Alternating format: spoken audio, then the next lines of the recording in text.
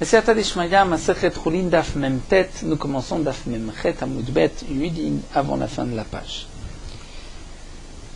Nous commençons une nouvelle sugya, toujours concernant les poumons, mais cette fois-ci on a trouvé à Imarta, on a trouvé une aiguille des Ishtakar qu'on trouvait des Simpuna Rabba, dans Simpuna Rabba, c'est-à-dire dans la bronche du poumon, la grosse bronche du poumon, les Simpuna Rabba des Réa du poumon, Atua le Kame de Rabbanan, Troufae, on l'a apporté devant les Chachamim qui, comme nous l'avons vu plus haut, avaient été matrif, avaient dit que cet aref, c'était Rabbi Mani, Resh Lakish, Rabbi Shimon, que lorsqu'on trouve une aiguille dans le poumon, ils ont dit que c'est taref.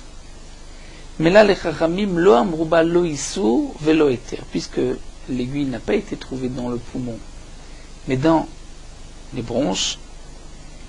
Là, les Chachamim n'ont pas voulu ni interdire ni permettre. Eter lo amruba, ils n'ont pas voulu permettre keshma atayu, comme ce que les Chachamim eux pensent, que on craint que peut-être par l'œsophage, l'aiguille est d'abord descendue et qu'elle a percé l'estomac ou bien les intestins et qu'ensuite elle est sortie et elle s'est bloquée, elle est rentrée dans le poumon. Donc ils n'ont pas voulu permettre, mais Isur Name lo amreba. Mais d'interdire, ils n'ont pas voulu non plus interdire. Pourquoi? Kevan de Simpuna Rabba Ishtakar, comme on a trouvé cette aiguille dans Simpuna Rabba, la grosse bronche du poumon, c'est là-bas Ishtakar qu'on l'a trouvé. Emma, donc il y a beaucoup de chances de dire que Simpuma Nakat, que cette aiguille a été avalée par la bête, par la trachée artère, et que donc l'aiguille est tombée. Ima Simpuna Nakat Vatae, et qu'elle est arrivée non pas à travers les bronches, mais ce n'est pas qu'elle est sortie.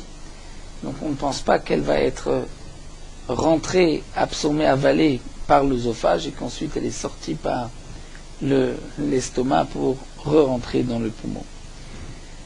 Donc les Chachamim n'ont pas voulu permettre, mais n'ont pas voulu non plus interdire, puisqu'il y a un doute, on ne sait pas quelle a été la trajectoire de cette aiguille. Haïmarta, une aiguille, une diagma d'Ishtakar Pechatira de Kavda, qu'on a trouvé dans un morceau du foie. Savar Marbéré de Rav Yosef, les Mitrefam. Marbéré, le fils de Rav Yosef, a voulu dire que la bête est très femme. Que certainement, donc une aiguille, elle ne s'avale que par l'œsophage. Si on l'a trouvée dans le foie, c'est qu'ensuite, cette aiguille a percé dans l'estomac, par exemple, et que elle a pénétré dans le foie. Donc la bête est très femme parce qu'elle a percé l'estomac. Amalé Ravashi, mais Ravashi dit non, il ishtakar bebisra kaigavne avec tarifma. Il dit si tu avais trouvé dans la chair de la bête, dans la viande de la bête, est-ce que tu aurais dit que c'est taref? Est-ce que tu aurais dit aussi que la bête est tréfa parce qu'il y a un trou? Rashi explique que la question était, mais est-ce que le foie, lorsqu'il est percé, la bête est tréfa?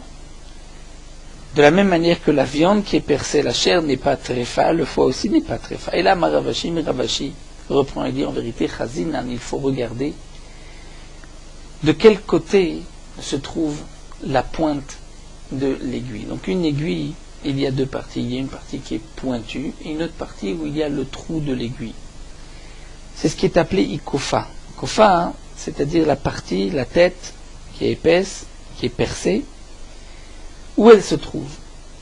Puisque on pense certainement que l'aiguille, lorsqu'elle va percer, elle va percer par la pointe, mais pas par la partie qui est plus arrondie. Donc Razina nous dit Ravashi, ikofa lebar, si on voit que la partie trouée, donc pas la pointe, on va dire la tête de l'aiguille, se trouve les barres, c'est-à-dire du côté extérieur, donc Nikuv et Nakiv, c'est que donc l'aiguille a suivi la trajectoire, elle est passée par l'œsophage, et qu'ensuite elle est sortie au niveau des intestins, par exemple, et qu'elle est re-rentrée dans le foie par la pointe. Donc la bête est très fin. Mais kofa les gaves, si on voit que la tête est vers l'intérieur, alors là on considère que simpuna nakad veate, que certainement l'aiguille a été avalée par la trachée artère, et qu'ensuite elle est sortie par la bronche, mais qu'elle a suivi une trajectoire pour pouvoir pénétrer ensuite dans le foie. Elle est passée peut-être par ce qui relie les poumons, le cœur jusqu'au foie, pour pouvoir donc arriver à cet endroit-là. Mais donc la bête n'est pas très fin puisqu'elle a suivi des tuyaux. Mais c'est seulement si la tête est épaisse et grosse, donc elle ne peut pas percer. Aval katinta, mais si elle est petite et qu'elle peut percer même de ce côté-là, alors l'oshenakufa les gav, l'oshenakufa les bas, il n'y a pas de différence si la tête est vers l'intérieur ou vers l'extérieur. On considère que Nekuve Naki Veate, qu'elle a percé et c'est ainsi qu'elle est arrivée. Mais demande la Gemara, quelle est la différence avec une aiguille qu'on a trouvée dans l'épaisseur de Ove Betakosot, c'est-à-dire des parois de Betakosot, une partie de l'estomac, comme nous l'avons vu que la bête a 4 estomacs, le ruminant a 4 estomacs. Betakosot, c'est, ici Rashi l'appelle la panse. Donc Betakosot, c'est une partie de l'estomac, et c'est marqué que Mitzad Echad, Kshera Mishnit Tzadim Trefa. Si l'aiguille a percé seulement une seule paroi de l'estomac, la bête est Kshera. Si c'est les 2 parois, à ce moment-là, la bête est Trefa. Rashi explique une paroi, c'est-à-dire que la deuxième paroi va protéger le trou de cette paroi. La bête n'est pas Trefa, mais parce que c'est 2 parois, à ce moment-là, la bête est Trefa. Et donc, la Gemara nous dit, Velo Amrinan, on ne dit pas là-bas, l'Ichze, il faut voir. Ikofa les bar, Ikofa les gav. Est-ce que la tête se trouve vers l'intérieur ou la tête se trouve vers l'extérieur? Puisque nous dit Rashi, même dans le cas où il n'y a qu'une seule paroi, une seule partie qui a été percée, alors qu'il y a deux parois de cet intestin qui sont collées l'une à l'autre. Si on voit qu'il n'y a qu'une seule, nous avons vu que la bête est kshira. Pourquoi on ne dirait pas que si la pointe est vers l'extérieur, donc certainement que c'est de l'extérieur que cette aiguille est rentrée. Donc on voit que même dans ce cas-là, donc on ne dira pas qu'elle a déjà traversé par l'œsophage et qu'elle est sortie par l'œsophage ou par l'estomac ou par les intestins et qu'ensuite elle est revenue se placer dans le bêta-kosot puisque la pointe est vers l'extérieur. Donc on va dire qu'elle a suivi que la tête est vers l'extérieur, donc la pointe est arrivée de l'extérieur dans l'estomac, dans le bêta-kosot. Et donc on voit que on ne dit pas que la bête est très fin, on ne fait pas cette différence. Puisque nous dit Rashi ici vraiment, cette aiguille venait de l'intérieur, donc on aurait dû trouver la pointe vers l'extérieur. Mais si on trouve la tête vers l'extérieur, donc normalement on aurait dû dire que la bête est très fin. Donc on voit, c'est ce que la Gemara veut déduire de là, que si on peut penser que cette aiguille est arrivée par les bronches, donc par la trachée artère, sans percer quoi que ce soit, on le dira. Et donc de même on dira pour ce que Rav Ashi nous a dit, c'est une question sur Rav Ashi. Et la Gemara va répondre non. En vérité c'est différent. Amre atam kivan dika ochrim ou mashkim, puisque là il s'agit du bêta-kosot. Et le bêta-kosot, c'est l'estomac, où la bête a de la nourriture dans l'estomac. Il y a de la nourriture, ochrim, mashkim, la boisson, emma, donc on va dire ochrim ou mashkim d'arkoua. On va dire qu'en vérité, pourquoi la tête a percé la paroi, ce n'est pas qu'elle vient de l'extérieur, cette aiguille, mais c'est que de l'intérieur, la nourriture l'a poussée de cette manière, et c'est donc pour cela qu'on retrouve la tête dans la paroi, non de l'estomac, mais ce n'est pas une preuve que l'aiguille vient de l'extérieur. La Gemara poursuit au Martha une aiguille d'Ishtakar qu'on a trouvée des Simpuna Rabba de Kavda dans le grand simpon, bronche du kaved du foie, donc dans un vaisseau du foie. Quel est le din? Hunamar Bere de Ravidi, Hunamar c'était son nom, qui est le fils de Ravidi, Tarif a dit que c'est Taref. puisqu'il pense que certainement cette aiguille est rentrée par l'œsophage et a percé une des parties de la bête pour ensuite venir se placer à cet endroit-là. Mais Ravada Bar Minyomi Marshar a dit que non. C'est caché.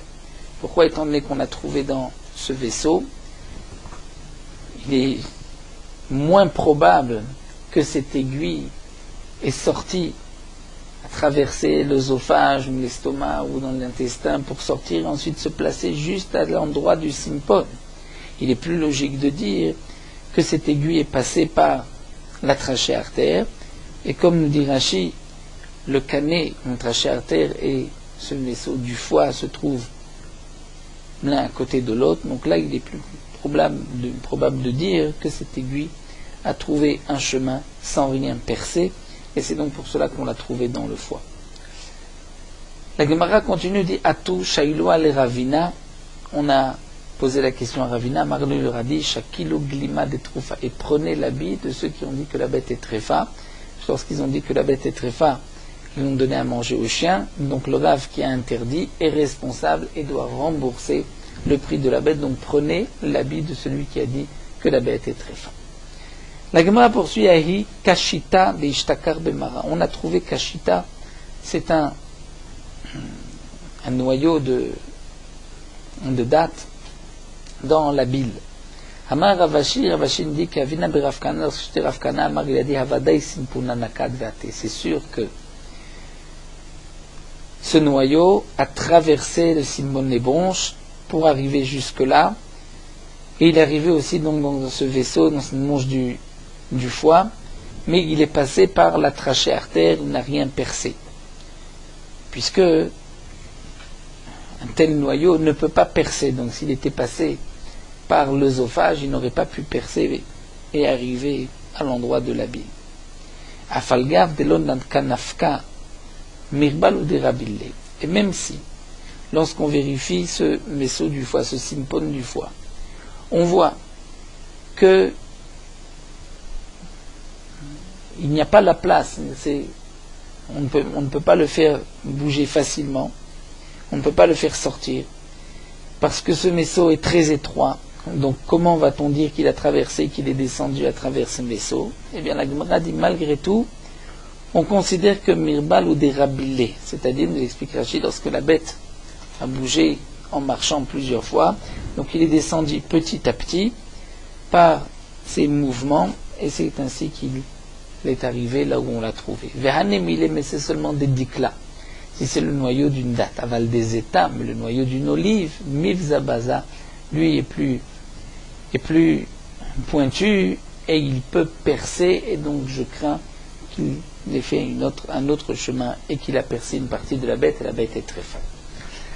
La Gemara continue, on a parlé de la réa du poumon, Amar Rabbi Yochanan, Lama nikra shema réa, pourquoi le poumon est appelé réa, chez Meira et Taïnaïm, parce qu'il éclaire les yeux.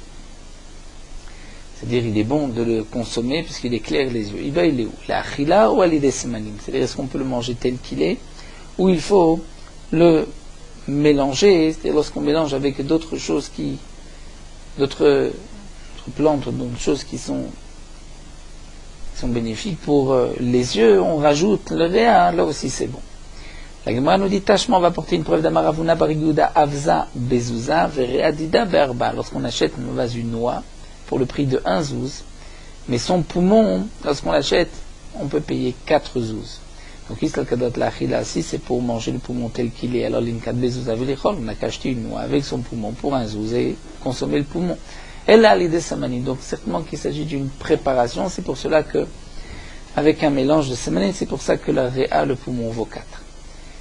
La Gemara continue, inkeva réa echad mashmesha yede de tavacha. Si on a trouvé un trou dans le poumon, mais à l'endroit où le shochet a passé sa main,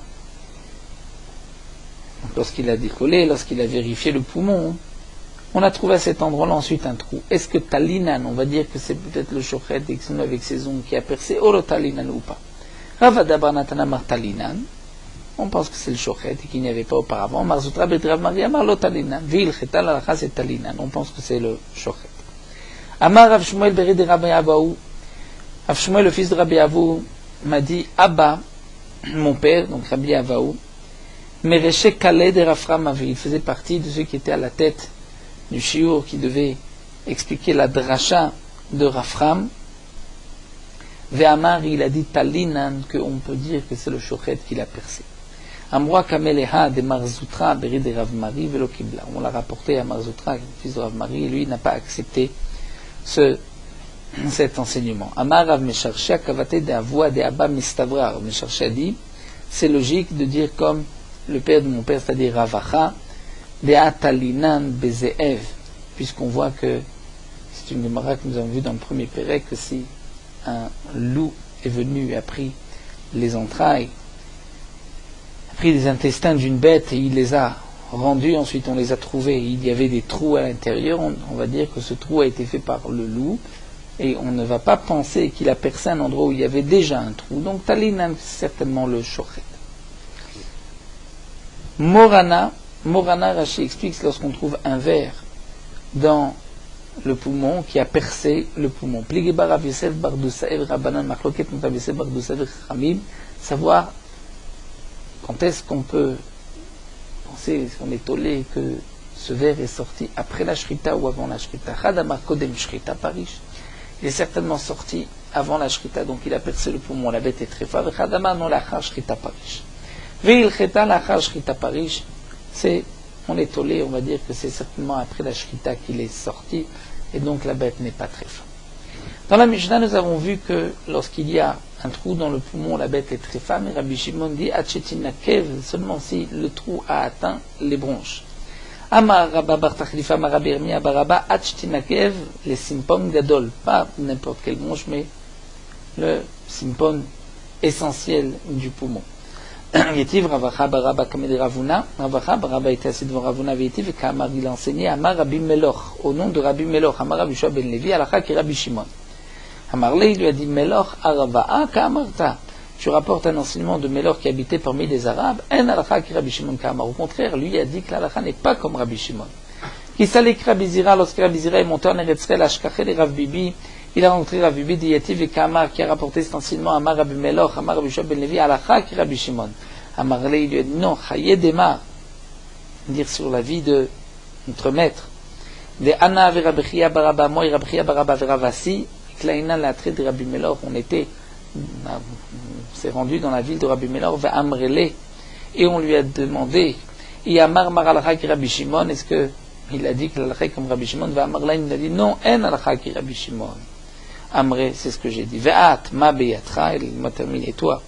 C'est-à-dire, Rav Bibi demande à Rabbi Zira, et toi, qu'est-ce que tu as dans tes mains comme enseignement? Amarle, il lui dit, Achi Amar Rav Yitzchak bar Rav Yirmiyah Amar Rabbi Shua ben Levi, Alcha qui Rabbi Shimon, mais la halakha n'est pas comme Rabbi Shimon. Donc si le poumon est percé, même s'il n'a pas atteint le simpon, la bronche, le poumon et la bête est très fin. On continue avec une autre sugia, on a fini avec les poumons, cette fois-ci Nikva à Keva. Lorsque Keva, c'est la panse, donc une partie de l'estomac, qui a été percée, la bête est très fin. Amar Rav Yitzchak bar Nachmani Amar Rabbi Shua. Chelev shalgabe Keva. La graisse qui se trouve sur Keva, sur la panse, sur l'estomac, Kohanim la gubo heter. Les Kohanim ont pris l'habitude de le consommer, puisque les Kohanim recevaient des bêtes, parmi les matnot keuna, qui sont marquées dans Parashat Noach, que on trouve aussi Parashat Shoftim, Mazero, Avalchaim, Verkeva, c'était donné aux Kohanim. Donc les Kohanim recevaient de chaque bête la panse, Keva. Et il y avait une graisse par-dessus, et les Kohanim, eux, avaient l'habitude de dire qu'elle est permise, comme Rabbi Ishmael, Shamar Mishum Avotav, qui a dit au nom de ses pères, que cette graisse est permise. Le Simaner Ishmael Kahana. Et le Siman, c'est que Ishmael, qui lui-même était Kohen, Messaïe Kahané, lui va aider les Kohanim, puisqu'il est dans leur sens, leur permettre même cette graisse, puisqu'il y a des graisses qui sont interdites, comme nous allons le voir, les graisses qui sont dans les corbanotes sacrifiées brûlées sur le misbéar sont les graisses qui nous sont interdites pour toute bête. Cette graisse qui se trouve sur l'estomac, sur le keva précisément, donc une partie de l'estomac, cette graisse, est-ce qu'elle est permise ou interdite? Donc là, Rabbi Ishmael, lui, l'a permis. Maïhi, de quel Rabbi Ishmael il s'agit, c'est-à-dire, où est-ce que nous avons vu que Rabbi Ishmael aidait les Kohanim? Comme c'est marqué les Tanya, Kot evachu et Bnei Israël, c'est-à-dire on dit que Ishmael, lui, aidait les Kohanim. Donc il aidait les Kohanim, comme dit Rashi, comme explique Tosfot, ce n'est pas parce qu'une seule fois il a été dans le sens du Kohen qu'on va dire qu'il aime les Kohanim, c'est qu'il y a certainement d'autres choses. Donc de quoi il s'agit? Maïhi de Tanya. Dans le pasuk Birkat Kohanim Kotevachu et Bnei Israël, Hashem a dit aux Kohanim, ainsi vous bénirez les Bnei Israël. Rabbi Ishmael Omer Lamadnu Bracha li Israël mipi Kohanim. On voit donc que les Bnei Israël vont être bénis par la bouche des Kohanim. Les Kohanim Atzman, Lo Lamadnu. Est-ce que les Kohanim eux reçoivent une bénédiction? Ça nous ne l'avons pas appris. Mikshu Omer Vani Avarechem, lorsque c'est marqué à la fin. Donc de la Birkat Kohanim Vani Avarechem Eve Omer Kohanim Vachim li Israël Vakadosh Baruch Hu Mevach le Kohanim. Donc de là on voit que les Kohanim bénissent les Bnei Israël et Hachem bénit les Kohanim. Rabbi Akiva dit non, la Madnu Bracha les Kohanim mipi Kohanim. On a appris Bracha l'Israël mipi Kohanim que les Bnei Israël sont bénis par les Kohanim. Mipi Gvura lo la Madnu. On n'a pas appris que les Bnei Israël sont bénis par Akadosh Baruch Hu. Chez Omer Vani Avarichem, lorsque c'est marqué le Vani Avarichem, et Omer Kohanim Evachim le Israël, Akadosh Baruch Hu maskim al yadam. Rabbi Akiva explique que le Vani Avarichem signifie vous les Kohanim vous allez bénir les Bnei Israël, Vani Avarichem, et Akadosh Baruch Hu dit moi aussi je vais les bénir, c'est-à-dire je suis d'accord avec votre beracha. Alors demande la Gemara et la Rabbi Akiva, Bracha les Kohanim inalé, d'où est-ce que Rabbi Akiva sait que les Kohanim sont aussi bénis? Amar Rav Nachman bar Yitzhak du pasuk Mi va avarecha mevarechecha. Il a été dit à Avraham Avinu, ceux qui te bénissent seront bénis. Donc les Kohanim qui vont bénir les Bnei Israël seront aussi bénis. Donc on voit que Rabbi Ishmael lui a rajouté une bénédiction Vani Avarichem pour les Kohanim. Mais demande la Gemara Maï Messaïe Kahane, en quoi c'est Rabbi Ishmael qui aide les Kohanim, puisque Rabbi Akiva est aussi d'accord que les Kohanim seront bénis? La Gemara répond, Mukela le Birkat Kohanim b'mikom bracha d'Israël, puisque d'après Rabbi Ishmael, la Birkat Kohen pour les Kohanim se trouve à l'endroit même, donc Vani Avarichem, où les Bnei Israël sont bénis dans la Birkat Kohanim. Maintenant, nous allons revenir à Rabbi Ishmael, Shamar Mishum Avotai Maïhi. Qu'est-ce qu'a dit Rabbi Ishmael au nom de ses pères? Que cette graisse sur la Keva est permise. Netanya. Nous avons une braïta. C'est marqué et kol achelev asher ala kerev. La Torah à propos des korbanot dit on brûlera toute la graisse qui se trouve sur le kerev.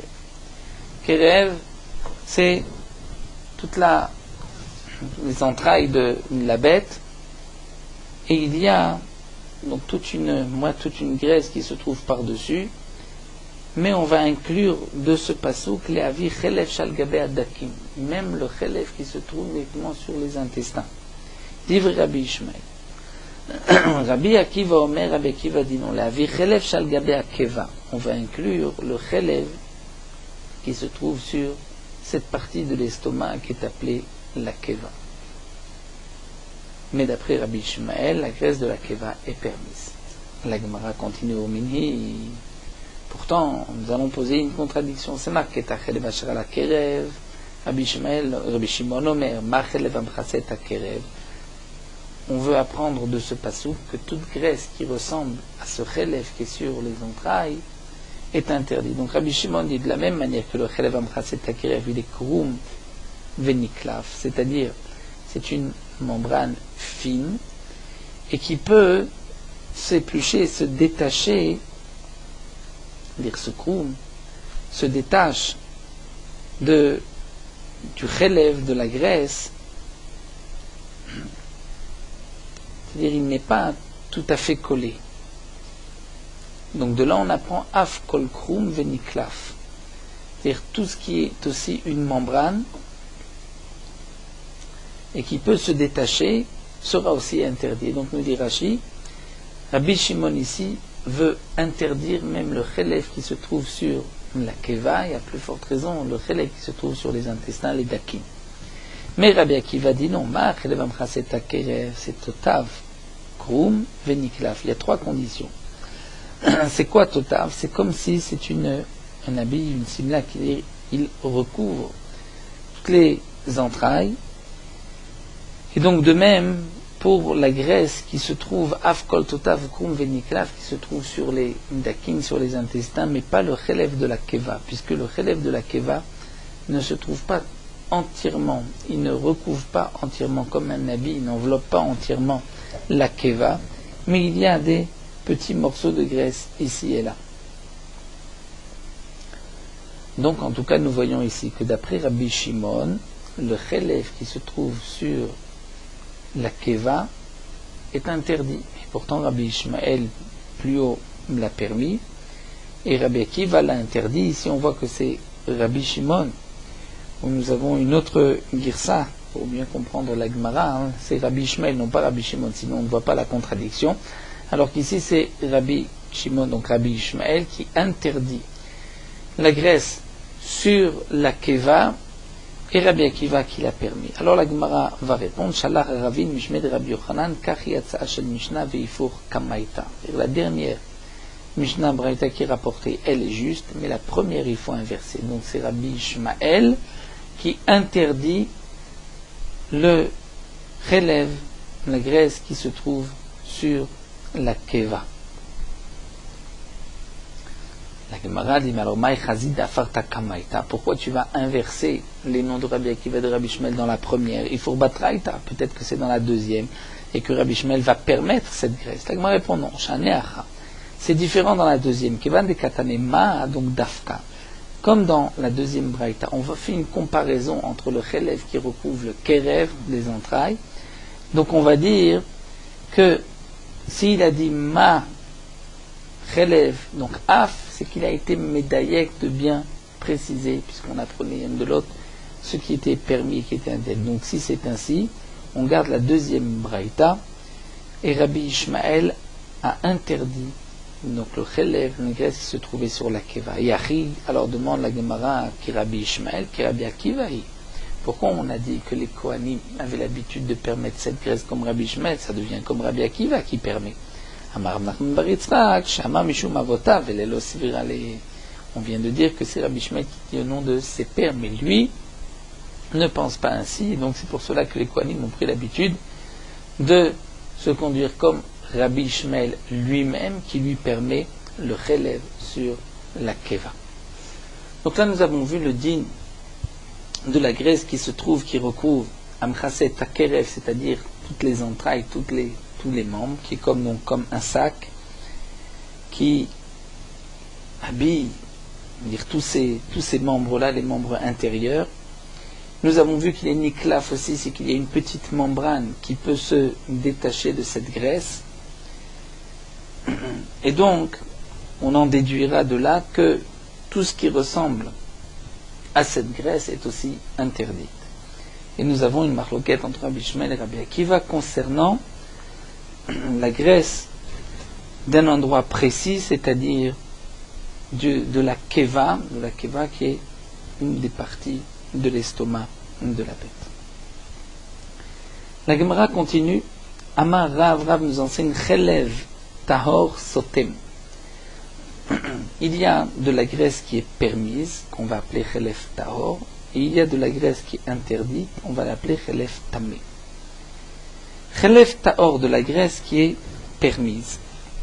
Sotem, c'est-à-dire s'il y a un trou dans les intestins par exemple, et que le relève qui est au-dessus des intestins, le relève qui est permis, lui qui est collé aux intestins peut servir de fermeture et la bête n'est pas très fin. Mais tamé, c'est-à-dire le relève qui est interdit, comme le relève qui se trouve, la graisse qui se trouve au niveau de l'estomac, la enosotem, s'il y a un trou, cette graisse ne peut pas fermer.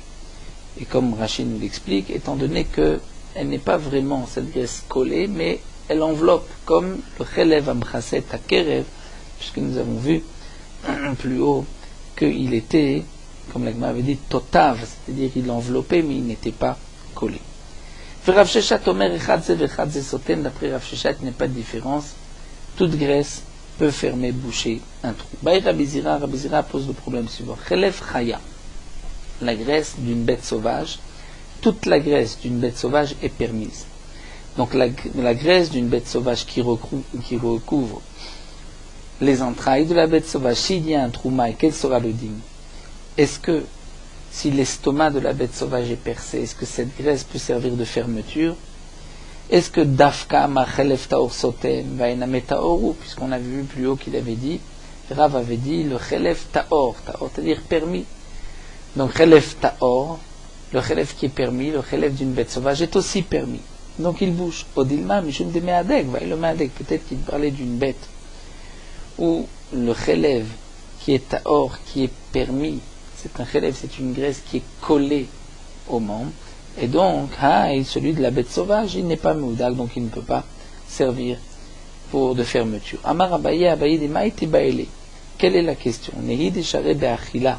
Donc c'est vrai qu'on peut manger la graisse d'une bête sauvage, mais elle n'est pas collée aux membres et donc elle ne peut pas servir de fermeture. La Gemara continue Haru Nekev de Satme Chelef Tame. Il y avait un trou qui était fermé par un morceau de graisse, mais de graisse interdite. Atale Kame de Rava, ce cas s'est présenté devant Rava. Amar Rava a dit les mains nichoshla. Qu'est-ce qu'on va craindre? Qu'est-ce qu'on va dire? Chada d'un côté de Amar Rav Shishat Chelef Tamena Mesote. Rav Shishat, lui, comme nous l'avons vu, est en marloquette. Il pense que même la graisse interdite peut servir de fermeture. Et de plus, la Torah Chassan Mamonam chez l'Israël, la Torah a eu pitié de l'argent des Bnei Israël. Donc pourquoi être marmir? Les Rav Papa, les Rava, Papa demande à Rava, il dit je ne comprends pas, quel est ton psaque? Rav, d'un autre côté, c'est vrai que tu as Rav Shechat qui permet, mais tu as Rav qui interdit. Et en plus, c'est Isura de Horaïta, c'est interdit, c'est une interdiction de la Torah. Va Atamarta, et toi tu dis à Torah Chassan Mamonam chez l'Israël, que la Torah a eu pitié de l'argent des Bnei Israël.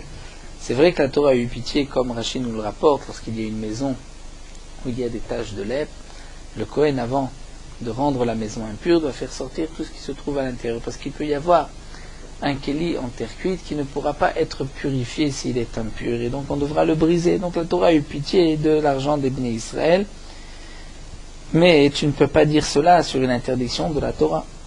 La Gemara continue, donc on devrait être marmir puisque c'est une interdiction de la Torah. La Gemara continue, Minyumin Kanduka. Minyumin, c'était un nom d'une personne. Kanduka qui vendait des kadim, des cruches. Iglele Bistaka de Doufchin. Il avait une cruche qui était pleine de miel qui est restée découverte.